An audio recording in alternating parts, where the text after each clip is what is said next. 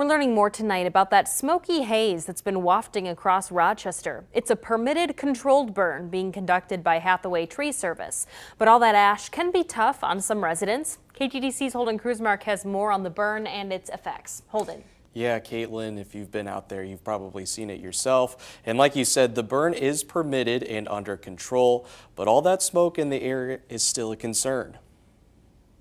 A recent haze has crept across Rochester. Well, there's at least 300 semi-loads burning right here.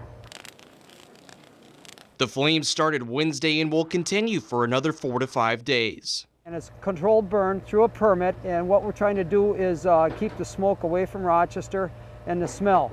So I apologize if you smell a little bit. The reason for such a long burn?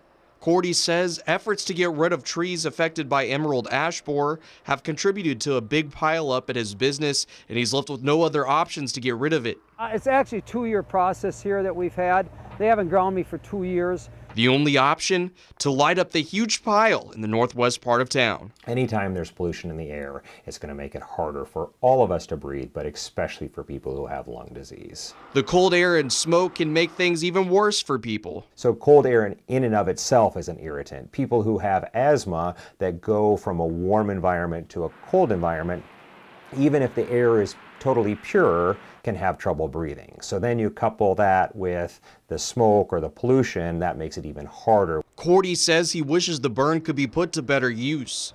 Up in the Twin Cities, they've had a lot of EAB plus a lot of storms come through. It's no longer feasible for the people out of the cities to come down here and pick up my biofuel because the amount of travel time of 70 miles to go in and out of their plant. So we don't have a biofuel here in Rochester. I wish we did because we got a lot of BTUs going up for no reason here.